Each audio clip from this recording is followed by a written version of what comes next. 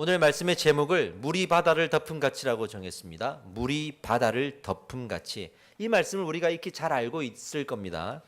오늘 사진 하나 보여드리겠습니다. 약을 하나 보여드릴 거예요. 아스피린이라는 약입니다. 오늘 제 손에 아스피린이 이렇게 있습니다. 오늘 특별한 약을 제가 소개해드려서 죄송한데 너무 좋은 예가 될 것 같습니다. 이 아스피린은요, 이게 제가 왜 들고 있냐면 제가 미국에 강의 투어를 갔을 때 좀 많이 사왔습니다. 여러분들에게도 그때 계셨던 분들은 한 통씩 다 받았을 거예요. 남은 것들을 저희가 태국 단기 선교에 가져갈 겁니다. 가서 그 선교사님에게 또 나눠줄 텐데, 이 아스피린을 왜 제가 설명을 하는지 한번 잘 들어보세요. 지난 5,000년간 우리 인류는 이 육체적인 아픔과 고통을 어떻게 해결할지에 대해서 많은 관심이 있었고, 그래서 고대에는 그 버드나무에서 채취한 어떤 물질로 그 진통제를 만들어서 사용하기도 했습니다.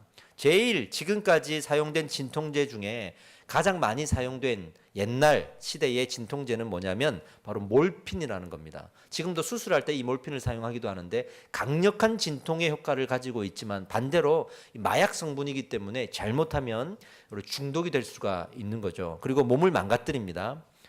19세기에 놀라운 약이 하나가 발명이 되면서 이 모든 걱정들을 좀 덜어줬죠. 이게 바로 아스피린이에요. 그래서 아스피린은 진통뿐만이 아니라 해열 그리고 소염의 역할까지도 하면서 우리에게는 너무나도 명약으로 알려져 있죠. 얼마나 많이 사용되었느냐 하면 지금 제 손에 있는 이 약은 81mg이에요. 아주 작습니다. 근데 5,000mg짜리 알약 하나를 기준으로 했을 때 매년 생산되는 알약의 수가 1,000억 알이에요. 1,000억 알. 이걸 갖다가 한 줄로 쫙 세우면 지구에서 달까지 한번 왕복을 할 수 있는 거리라고 합니다. 그만큼 많은 양의 알약이 만들어지고 또 우리가 사용하고 있다는 거죠. 이런 약이 전 세계의 역사에 없었다고 합니다. 이 아스피린의 역사적인 영향력이 어느 정도냐면 아스피린이 등장했을 때 마침 전 세계적인 전쟁이 있었어요. 1차 세계대전, 2차 세계대전. 그러면서 이 전쟁을 통해 이 약이 필요했던 거죠. 그래서 정말 공격적으로 보급이 되었습니다. 이 시대를 1차 대전과 2차 대전 시대를 의학적으로 어떻게 말하냐면 아스피린 에이지라고 말할 정도로 그렇게 많이 사용이 되었다고 해요.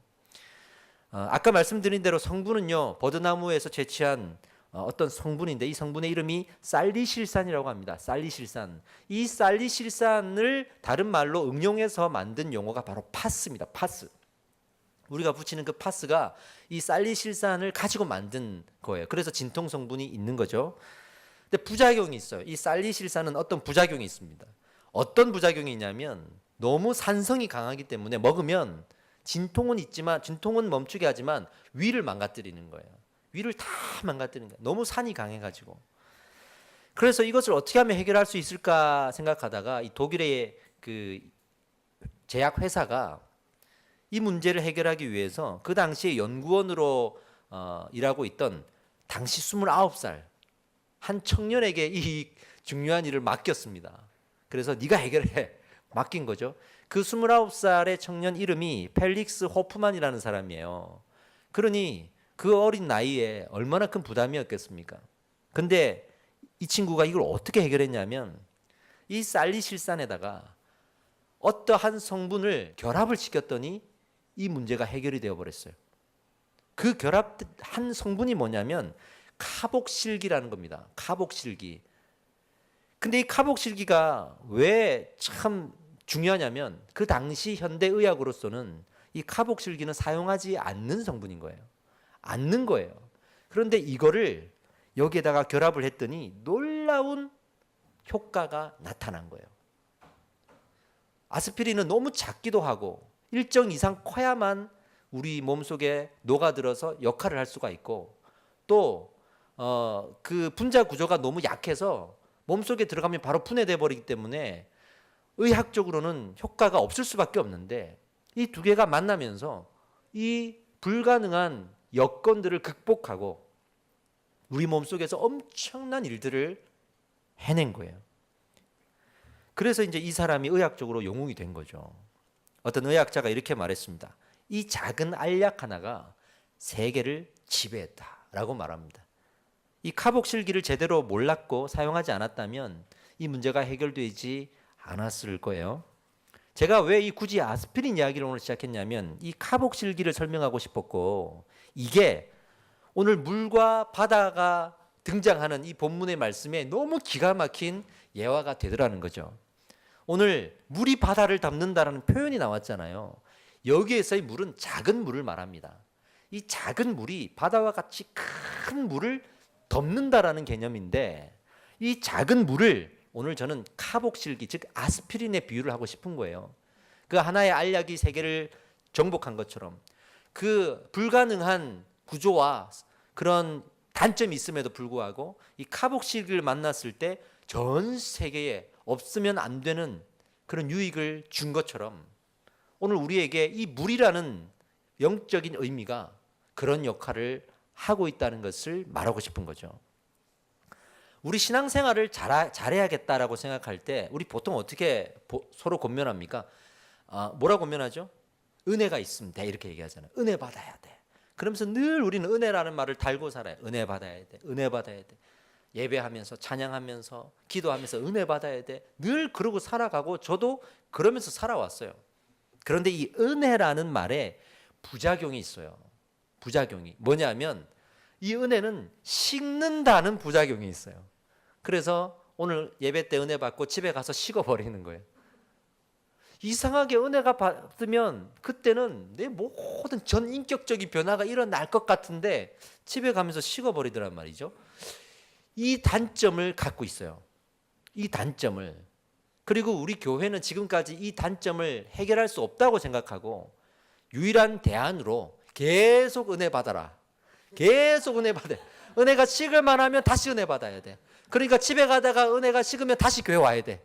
그러니까 교회 예배가 계속 있는 거죠. 기도회가 계속 있는 거죠.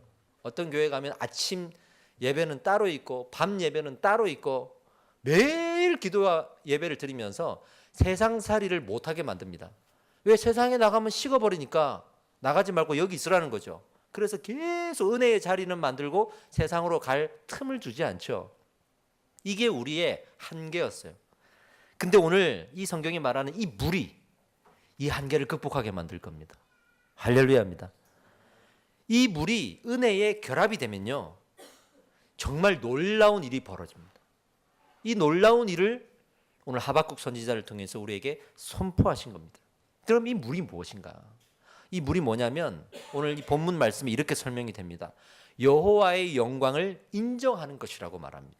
이 물이. 그런데 여기서 인정하다 그랬는데 인정하다라는 말을 또 잘 해석해야 돼요. 인정하다라는 말은 히브리어로 데아라는 뜻이고 영어로는 knowledge라는 말을 씁니다. 그러니까 지식을 말하는 거예요. 여호와의 영광을 아는 지식을 말하는 거예요. 이게 곧 말씀입니다. 할렐루야. 이 말씀이라는 거예요. 그래서 이 은혜에 말씀이 결합이 될 때 은혜가 식는 이 단점들이 극복이 되어서 우리는 드디어 이 세상을 살아가면서도 은혜 가운데 살아갈 수가 있게 된다. 할렐루야. 이 말씀을 드리는 거예요. 더 구체적인 표현이 이사야서에 나오는데 아주 비슷한 표현인데 해석이 다릅니다. 이사야 11장 9절을 읽어봅시다. 물이 바다를 덮음같이 어떻게 해요? 여호와를 아는 지식이 세상에 충만할 것임이니라. 아멘. 여기에서는 여호와를 아는 지식이라고 해석을 했잖아요. 두 구절이 같은 말입니다. 이 물이라는 건 여호와를 아는 지식을 말하는 거구나 라는 것을 알 수 있죠. 이 지식이 어떻게 된다고요? 특히 이 말씀이 어떻게 된다고요? 세상을 덮는다 그랬는데 이 덮는다라는 표현은 더 정확하게 해석하면 보자기로 덮는 게 아니라 차올라서 가득 차다, 풀 이 뜻입니다. 차오르다, 가득 넘치다 이 뜻입니다. 그 말씀이 세상에 가득 넘치게 된다는 거예요. 근데 여러분, 지식이 생명입니까? 이 말씀이 생명이에요? 살아있는 우리 육신의 생명은 아니잖아요. 그런데 생명처럼 왜 얘기했냐면 우리를 통해 차오르기 때문에, 우리 영혼에 넘칠 것이기 때문에 생명처럼 지금 말하고 있는 거예요. 그래서 이 여호와를 아는 지식이라는 문장 안에는 내 영혼이 포함되어 있어요. 할렐루야. 내 영혼이 포함되어 있어요. 그래서 이 말씀이 나의 영혼을 가득 채우고 그렇게 각자가 이 말씀으로 채워져서 이 모든 세계의 하나님의 백성들 사이에 하나님의 말씀이 가득 넘치게 될 것이라고 말하고 있는 거죠. 하박국 선지자가 이 말씀을 응답으로 받았을 때 그 배경이 뭐냐면 하박국 시대는요, 이런 불평의 원망의 질문이 있었습니다. 지금도 마찬가지 이 질문이 있어요. 하나님, 왜 불법을 저지르는 사람들이 잘 먹고 잘 삽니까? 하나님의 법을 지키는 정직한 자들은 왜 이렇게 고통을 당하고 있고 안 되고 이 불법을 저질러서 사는 사람들은 왜 잘 됩니까? 하는 이 질문을 가지고 하나님 앞에 따지듯이 하박국 선지자가 물었을 때 하나님이 이것을 답으로 주셨고 하박국 선지자는 이 말씀 앞에 할렐루야를 외친 겁니다. 그 답이 뭐예요?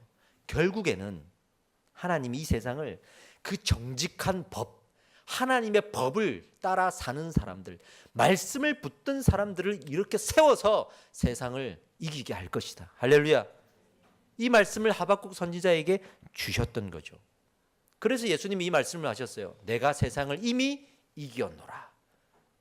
그 세상의 역사의 답은 나와 있어요. 결론은 나와 있어요. 당장 우리 눈에 보이는 것은 그 불법이 난무하고 불법이 더 힘이 있는 것 같이 보여도 그러나 하나님 나라의 역사에는 그 불법은 반드시 패배하게 될 것이에요. 하나님의 법, 말씀이 승리하게 될 것입니다. 믿으시기 바랍니다. 이것을 더 구체적으로 본 사람이 있어요. 환상으로 본 사람이 있어요. 이 사람이 바로 에스겔 선지자예요. 에스겔 47장에 놀라운 환상의 이야기가 나오는데 이 환상을 설명을 드리면 성전이 있어요. 이 성전이 있는데 물이 차오르는 거예요. 물이 차올라서 처음에는 발목까지, 그 다음에는 무릎까지, 그리고는 허리까지, 그리고는 너무 넘쳐서 건너지 못할 정도로 이 성전에 물이 가득 넘치는 환상을 봅니다. 그런데 이 물이 넘침으로써 어떤 효과가 나타나냐면 그 성전 주변에 있던 물고기들이 살아나고 나무들이 살아나는 거예요. 천하의 생명을 주는 물로 성전이 채워지는 거예요. 이게 무슨 의미냐면 결국 이 무너졌던 성전, 당시에 멸망당했던 이스라엘 성전이지만 하나님의 말씀으로 결국은 회복이 되어서 창조의 때 처음 에덴 동산을 만들고 그 죄가 없던 시절, 너무나도 완전했던 그 시절로 이 땅을 회복시키겠다라고 하는 하나님이 주신 메시지예요. 그러니 당장 성전은 멸망당해 부셔졌지만 그 회복될 날들을 기대할 수 있는 소망이 생기는 거 아니겠어요? 이것을 에스겔 선지자에게 주신 거예요. 근데 여기서 포인트가 뭐냐면 이 물이 어디서 시작됐는지예요. 이 물이 어떤 물인가? 이 시작의 근원을 성전 제단의 남쪽이라고 했거든요.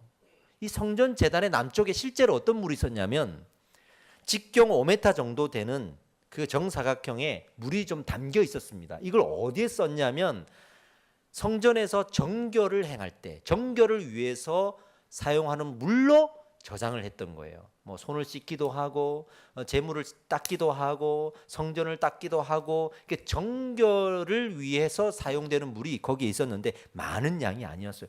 아주 보잘것없는 작은 양이었어요.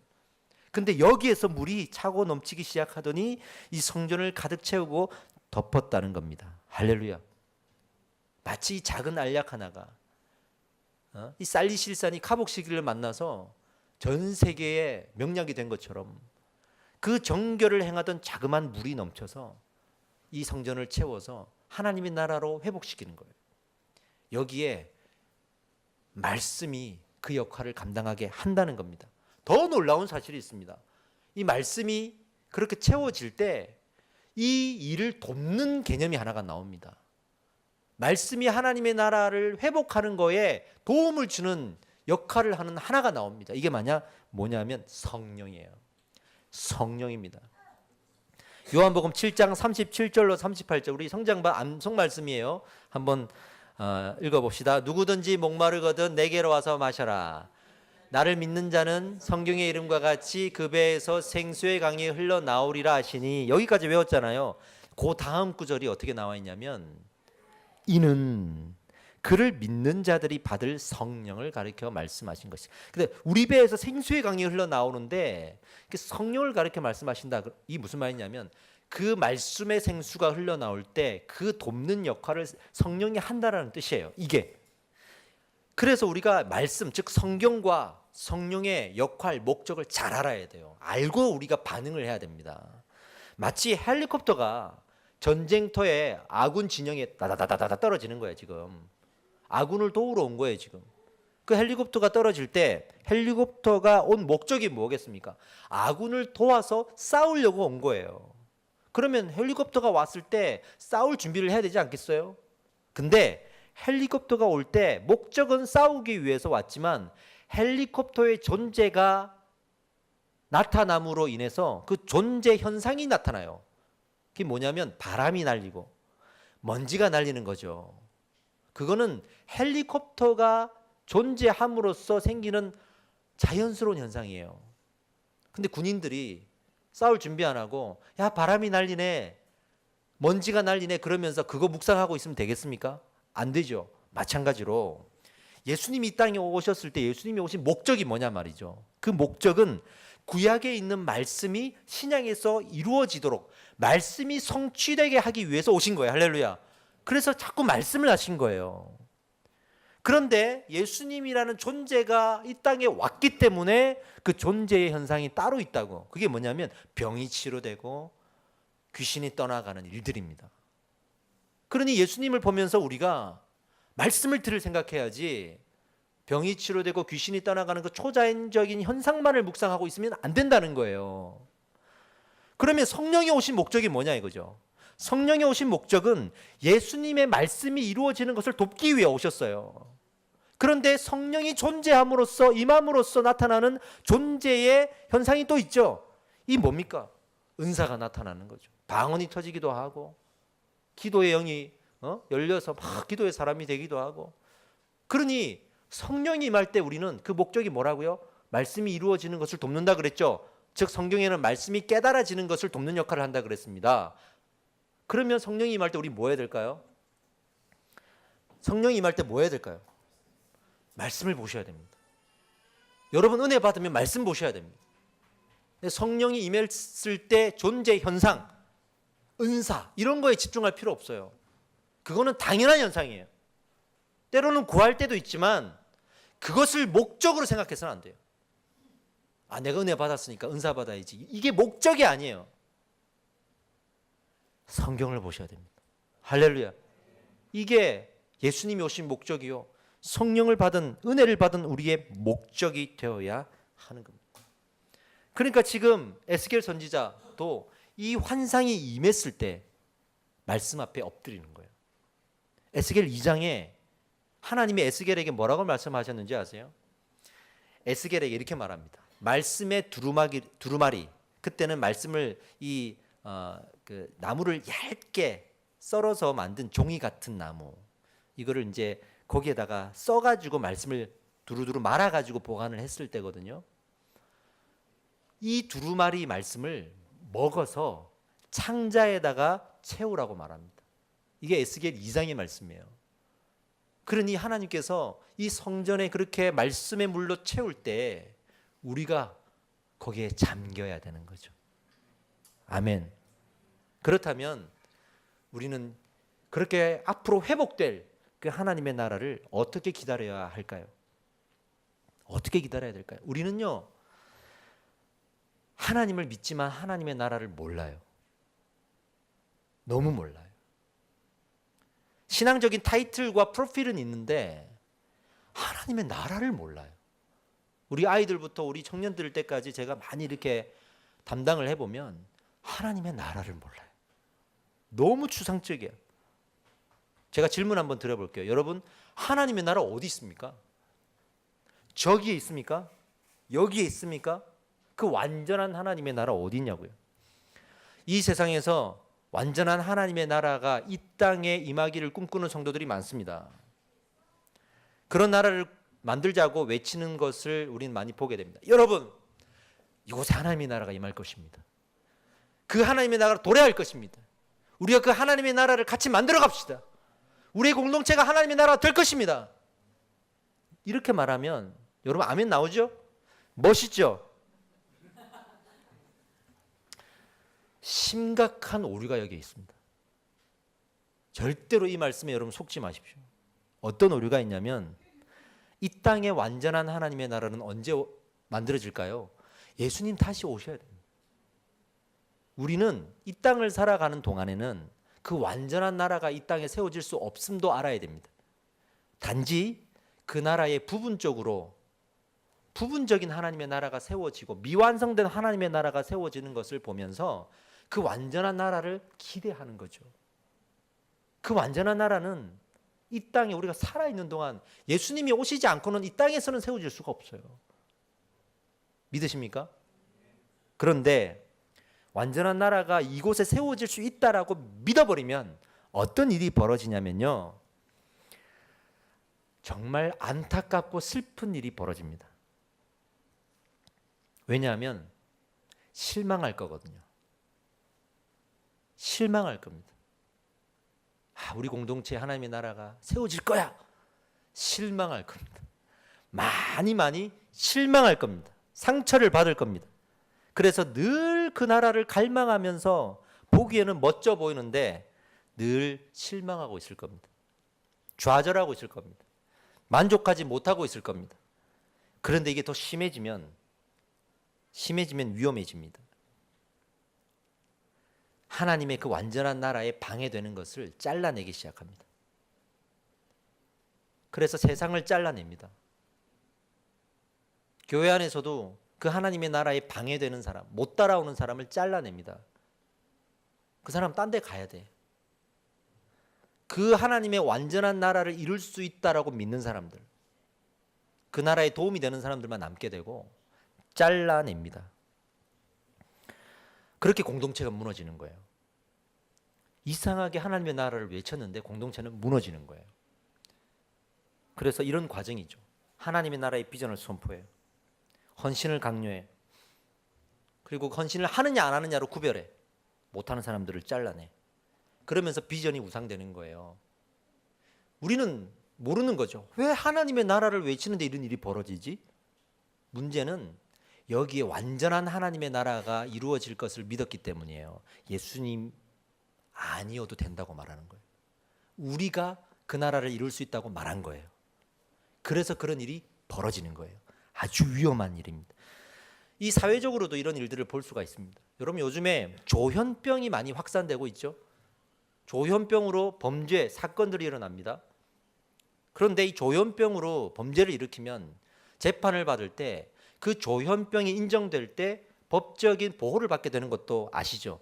이것이 지금 논란이 되고 있는 겁니다. 그래서 점점 사람들이 어떻게 말하냐면 이 조현병에 걸린 사람들을 치료하고 회복해 주어야 된다라는 것에 공감하지 못하고 더 처벌을 강요해서 이 조현병에 걸린 사람들을 격리시키고 차단하고 잘라내야 된다라고 말하는데 공감을 많이 하는 거예요. 왜 그럴까요? 여기에 이 사회에서 그 사람들이 변할 것이라는 기대를 잃어버렸기 때문이에요. 그 사람들을 치료하고 회복시킬 수 있다라는 기대를 잃어버렸기 때문에 버려야 된다고 생각하고 잘라야 된다고 생각하는 거예요. 그래서 처벌을 강화하는 데 우리가 집중하는 거죠. 외국에 있는 그 선진국들의 반응들을 보면 조금은 우리가 생각해야 될 것들이 있습니다. 예를 들어서 우리의 정서적인 질병을 예방하고 또 치료하기 위해서 우리는 얼마나 많은 투자를 하고 있는지도 봐야 됩니다. 저는 국가에서 이거를 천문학적인 비용을 들여서라도 투자해야 된다고 생각합니다. 앞으로 이거 법 처벌 강화한다고 되는 게 아니에요. 그래서 이런 거 있죠. 뭐 아주 단적인 얘기는 하지만 직장 생활을 할 때에도 이제 어떤 선진국의 문화에서는 이런 일들이 있대요. 그 직장에 정서적인 케어를 할 수 있는 전문 인력이 의무적으로 배치가 되고, 그리고 언제든지 그 사람을 찾아갈 수 있는 시스템이 되고, 심지어는 요즘에 뉴스를 보니까 자기 책상에 색깔별로 표지판을 만들어 놨대요. 빨간색, 파란색, 노란색, 뭐 녹색, 이렇게 자기의 감정의 상태를 사람들에게 표시해 주기 위해서. 그래서 파란색 있을 때 나 좋다, 농담해도 된다, 뭐 이런 거. 근데 빨간색이 걸리면 나 말 걸지 마 이거야.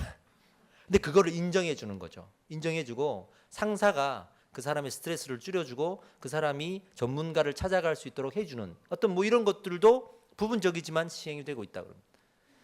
그러니 미국 같은 사회도 그렇게 병이 많지만 한편으로 노력을 하고 있는 건 카운셀러들이 너무 활성화되어 있어서 몇 달러 내고 상담할 수 있는 일들이 참 많은데, 근데 우리나라는 이런 정서적인 문제로 병원 가는 게 너무 어려워요.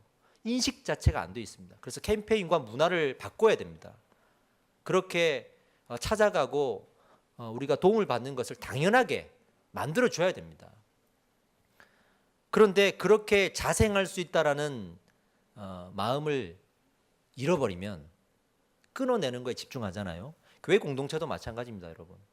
우리가 뭐가 난 사람, 또 부족한 사람이 교회에 들어왔을 때 우리 교회에서 이 사람이 변화될 수 없어라고 좌절감이 들어버리면 저 사람 때문에 우리가 완전한 공동체가 될 수 없어라고 생각해 버리면 잘라냅니다.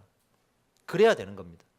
그래서 이 공동체가, 특히 우리 교회가 어떻게 건강하게 세워져 가야 되냐면 한 사람 한 사람 들어올 때마다 그 사람이 변해야 돼요. 변해야 돼요. 먼저 이곳에서 예배하고 있는 사람들이 그 변화를 경험해야 돼요. 할렐루야. 그래야 뒤에 온 사람이 나도 변할 수 있다고 생각하고 그 변함을 경험하고 본 사람들이 저 사람도 변할 수 있다고 말하지 않겠습니까? 그래서 우리가 품을 수가 있는 거예요. 그런 공동체가 돼야 되지 않겠습니까? 그런데 그런 공동체가 되려면요, 여기에 완전한 나라를 기대하는 게 아니에요. 여기는 불완전하다, 이걸 인정하는 거예요. 그래서 하나님을 의지할 수 있는 거예요. 하나님을 의지할 수 있는 거예요. 우리가 할 수 있는 게 없다라고 인정해야 하나님을 의지할 수 있는 거예요. 우리가 할 수 없다고 인정할 때 하나님을 의지하게 되고, 하나님을 의지하게 되니까 우리는 말씀을 볼 수가 있는 거죠. 하나님께 기도할 수가 있는 거죠. 할렐루야.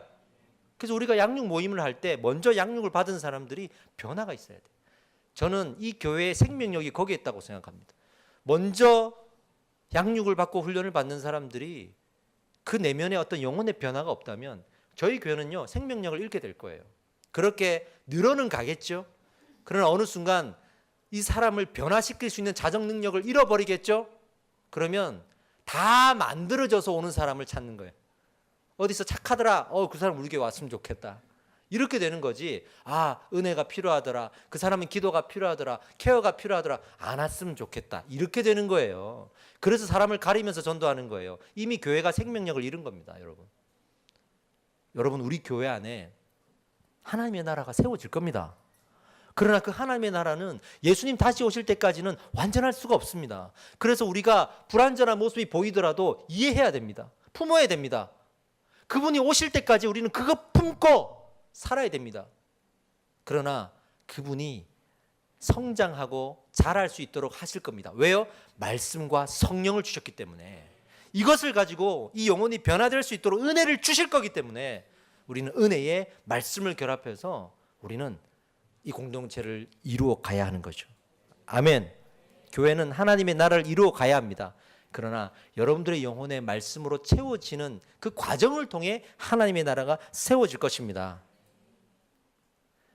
우리가 하나님의 말씀을 들으면서 또 제 말을 듣고 그래, 내가 말씀 봐야지, 은혜의 말씀을 결합해야지 하면서도 딱 멈추어질 때가 있어요. 언제냐면 그 말씀이 느껴지지 않을 때, 뭔가 마음의 감동으로 느껴지지 않을 때, 그때 멈추게 돼요. 근데 저는 오늘 단호하게 여러분들에게 이렇게 설명하고 싶습니다. 여러분, 말씀은요, 이걸 보면서 내가 감동을 받고 느끼니까 믿는 게 아니고요, 여기에 써 있으니까 믿는 거예요. 왜냐하면 이게 하나님의 말씀이기 때문에. 하나님의 말씀이라는 걸 믿어야 되는 거예요. 이것부터 신앙이 시작돼야 돼. 그래야 이게 여기 있으니까 믿게 되는 거죠. 여기 있으니까. 제가 우리 양육할 때 비유를 들었죠. 동사무소 가가지고 주민등록 받을 때 그 직원한테 이렇게 말해 보십시오. 느낌이 없어. 왜? 감동이 없죠. 마찬가지예요. 성경은 써 있으니까 믿는 거예요. 그러니 우리의 믿음의 근원에 이것이 하나님의 말씀인지에 대한 믿음이 먼저 있어야 되는 거죠. 그것이 우리를 말씀으로 채우게 하는 통로가 되는 거예요. 우리 사진 하나 보면서 우리 반주 부탁합니다. 사진 하나 볼까요? 저 사진을 보면 제 얘기를 좀 들으세요. 제가 부교육자로 살면서 참 일을 많이 했어요. 일 많은 교회만 찾아간 것 같아요. 가는 곳마다 전도사 시절에 부목사 시절에 일에 치여 살았습니다. 어느 정도였냐면 일의 중독이 너무 많아서 집에서 쉬지를 못해요. 제가 섬겼던 수많은 목사님들 한결같이 일 중독자예요. 어디 가서 하루 쉬자 그러면 못 쉬어요. 불안해서. 결국에는 거기서 회의하고 일하고 그렇게 됩니다. 쉬지를 못해. 불안하단 말이에요. 저 그거 알아요. 저도 지금도 가끔은 집에서 이렇게 아무것도 안 하고 한 반나절 있으려고 그러면 못 있겠어요. 뭐라도 해야 돼. 불안해요. 막 죄 짓는 느낌 들고.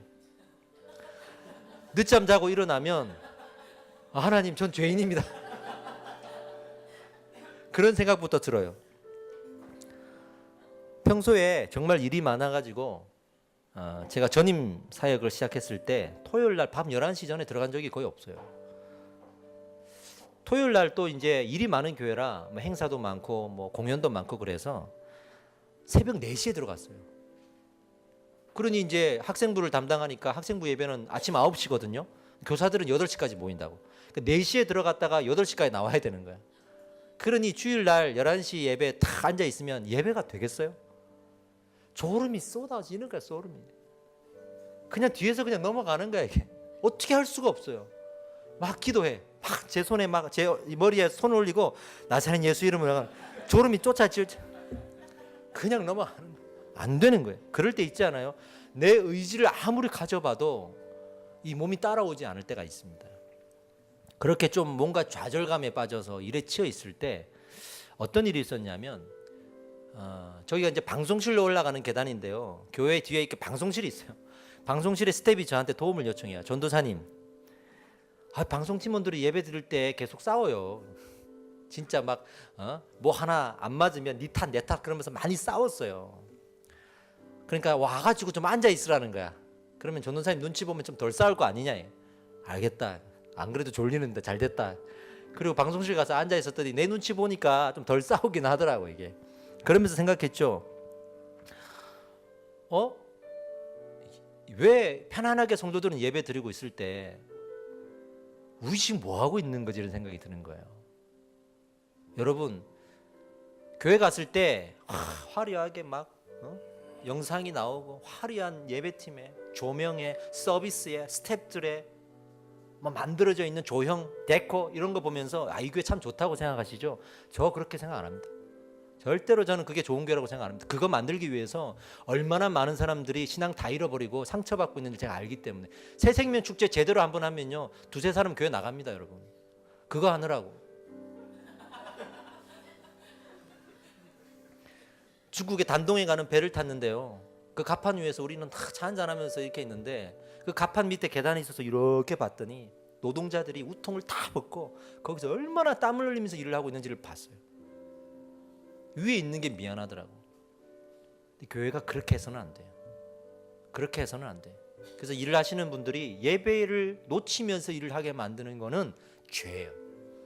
죄입니다 이거는. 그래서 때로는 예배자들이 좀 불편함을 감수해서라도 때로는 일을 놔야 될 때가 있어요. 예배자들도 내가 편한 걸 원하니까 누군가가 수고하고 예배 마음 잃는 건 생각 안 하고 계속 편하게 우리 교회도 이 서비스 해주세요, 저 서비스 해주세요 그러죠. 근데 같이 가야 되는 거예요. 같이. 예? 제가 큰 교회에서 신학생으로 가가지고 주차 요원으로 봉사를 했어요. 그거 하면은 학교 장학금 조금 준다 그래가지고 그거 저도 청년이잖아요. 주차 요원을 하고 있는데 늦게 온 집사님들 차를 대면서 자기가 원하는 자리에 못 되게 하면 손가락질 하는 거야. 네가 뭔데부터 시작해서. 그걸 보면서 나도 예배자인데 나는 뭐지? 이런 생각이 들 때가 있었습니다. 그런 생각이 막 들면서 이걸 어떻게 해결해야 될까? 이런 생각이 들었어요. 근데 그때 마침 찬양이 바로 물이 바다를 덮은 같이었어요.